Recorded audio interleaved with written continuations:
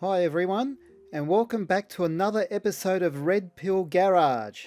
On today's episode, I'm going to teach you guys how to properly flush your brake fluid on your car and also show you how to make a simple catch can to bleed your brake fluid into. You're probably wondering, how do I know when my brake fluid needs flushing? Well, you could have a low or a spongy brake pedal, or an increase in braking distance, or your ABS light can come on, or you can simply just unscrew your reservoir cap and have a look inside there and see if the brake fluid looks dirty or sludgy, or you can even just go to your mechanic and he can test it for you. Now, if you have a service manual for your car, it should tell you in there how often you should get your brake fluid replaced. Most manufacturers state every 2 years. And also you'll know if it's a .3 or a .4 brake fluid that you need. The reason why brake fluid needs to be flushed every 2 years is because it's hygroscopic, which means it attracts and absorbs moisture from the atmosphere and corrodes your brake components. Okay, the tools I'll be using to perform this job today is an air operated oil extractor, an impact gun, or you can use a wheel wrench or a cross brace, some water, our brake fluid, WD-40, an 8mm combination spanner and a 10mm combination spanner, and our torque wrench. And the next half of the bench are the tools needed to make a catch can for those of you who are interested. And the first thing you'll need obviously is a water bottle for our catch can with a couple of holes drilled out or punched out in the lid, an ordinary coat hanger,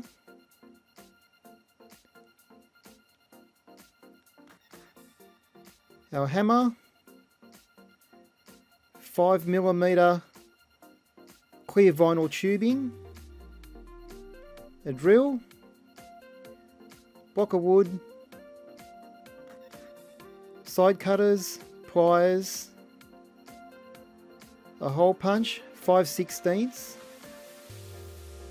That's the set there, and a drill set if you wish to drill it out, not punch it out, and a 3mm drill bit that we're going to drill on the side of the bottle, and a cotter pin or a split pin. And of course, don't forget your safety glasses. Okay, next you want to punch 2 holes on the inside of the cap. Just make sure the holes that you either punch out or drill out are actually a bit bigger than the hose itself, because you want the bottle to breathe as you're pumping fluid in there. And there we have it, 2 holes in the cap. Now next, what you want to do is grab your 3mm drill bit and drill straight through the neck of the bottle, right through to the other side. And the same goes with your clear vinyl hose. Just make sure those holes line up with the neck of the bottle and the bottom part of the hose meets the bottom of the bottle.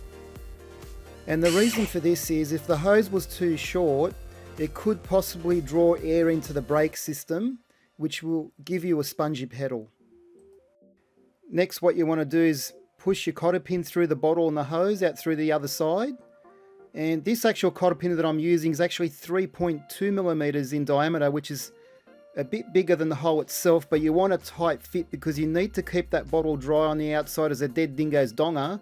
Otherwise you'll have brake fluid dripping out the sides of the bottle and potentially spilling it onto the paintwork if you're not careful. If you happen to spill any of the brake fluid on the paintwork, do not wipe it off. Wash it down with water only, as brake fluid is biodegradable. And we know this because it's hygroscopic, which attracts moisture from the atmosphere.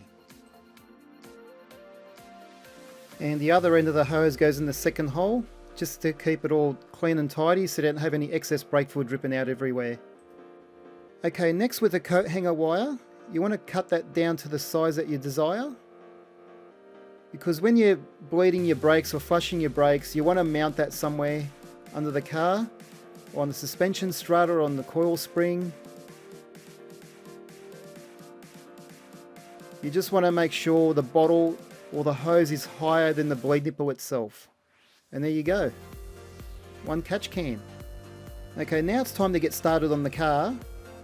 There's our brake fluid master cylinder reservoir bottle. And you can see the level there is already on the maximum mark, and that's what we want to finish up with. And you want to make sure the top of the bottle is clean before you unscrew that cap, because you don't want any dirt or grit falling inside there. Okay, next we want to remove that little filter in there. Now if you're doing this with bare hands, just make sure you use a rag so you try to avoid getting any brake fluid on your skin. And if you did, immediately wash your hands with water. Next I'll be using the air operated oil extractor to suck out that old brake fluid. Now if you don't have one of these tools, it's not a problem. All you really need to use is a turkey baster and you'll get most of that fluid out.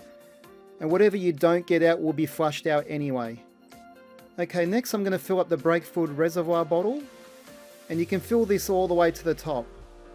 Okay, now it's time to remove all 4 wheels. Make sure the car's parked on a flat level surface in park and the handbrake applied, or if it's a manual transmission, in reverse with a handbrake applied. And use good quality jack stands and place the wheels under the car, so if something was to go wrong and the car was to fall, it would land on the wheels. Okay, you're probably wondering, what corner of the car do I flush first? Well, in this case here, the master cylinder is on the right hand side of the car, so we're going to start on the left hand rear first. That's number 1. Then number 2 is the right hand rear. Then the left hand front is number 3. And the right hand front is number 4. And that's the shortest line to the master cylinder. So in other words, you want to start from the longest brake line first and finish with the shortest one last. Okay, next place your catch can on the strut spring. And the ring side of the spanner, just crack the nipple loose and gently do it back up. And we're using the ring side of the spanner so we don't round the nipple off.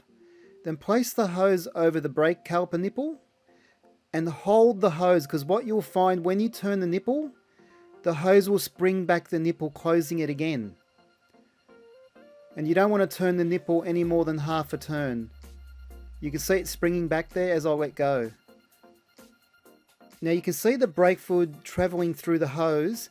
Now you want to make sure the hose and the bottle is higher than the brake caliper. And the reason for this, because any air bubbles will rise to the top. You want to get those air bubbles out. Now I'm going to tell you guys a little secret. When flushing brake fluid, never push the brake pedal to the floor. You want to start anywhere between quarter to half pumps maximum.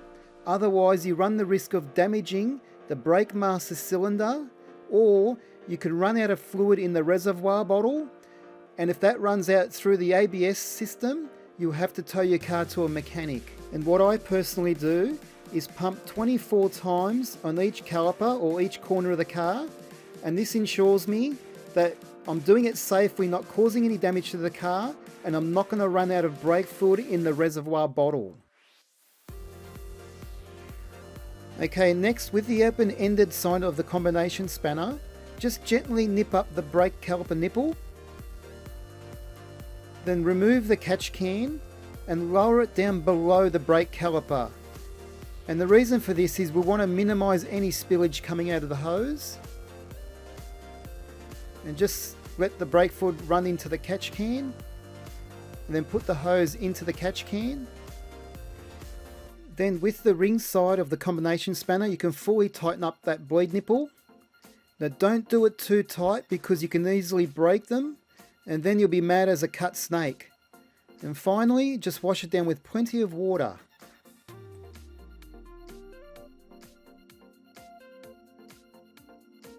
Okay, now it's time to flush the right hand rear. Crack the nipple, then just gently do it up. Place the catch can on the strut spring and then connect the hose up to the nipple. Hold the hose while turning the nipple, otherwise the hose would spring back and close the nipple off. And next, you want to pump it 24 times, quarter to half pumps, no more than that. So you guys get the drift on how this works. So it won't bore you showing you the left hand front and the right hand front. It's exactly the same procedure as we just did now, and the left hand rear. Just take your time doing it, nice slow pumps. And now just gently nip up the nipple. Lower the catch can below the caliper. Remove the hose, let it drain back into the catch can. And then with the ring side of the spanner, tighten up the nipple and wash it down with some water. Just like we did with the other side. Once you finish flushing the front brake calipers, then you want to top up the brake master cylinder reservoir, but this time don't fill it to the top, you only fill it to the maximum level on the bottle. You can see that just there, and you can see how clean the fluid is now. Crikey, that amber fluid reminds me of something. It's making me thirsty. If your vehicle's reservoir is fitted with a filter like this, it's always best to clean it out, either with a lint-free cloth or wash it with water. But before you put it back in the reservoir bottle, it's got to be absolutely dry, just like a nun's nasty. Otherwise, it's going to defeat the purpose of doing a brake fluid flush. Okay, now that it's clean, it's ready to go back into the reservoir bottle.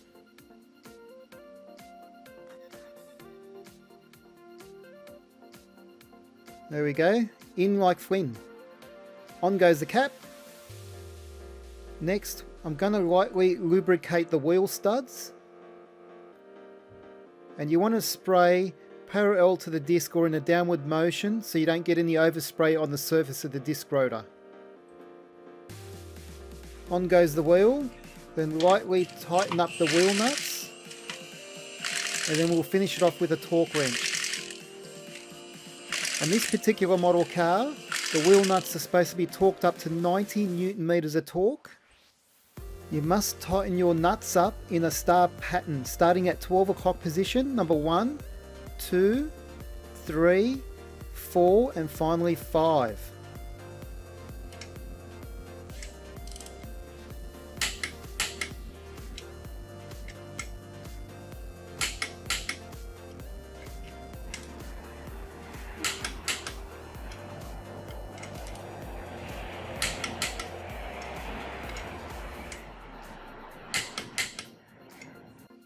Okay, finally, you want to pump the brake pedal several times, and then you want to apply pressure there for a few seconds and just hold the pedal down and make sure it's not going to sink to the floor. Once you've determined the brake pedal feels nice and firm, the car will be safe to drive. And that, guys, is how you do a proper brake fluid flush. If you enjoyed this video, please give me a thumbs up and hit that subscribe button not to miss out on any future videos. And I'll see you on the next episode of Red Pill Garage. Thank you for watching.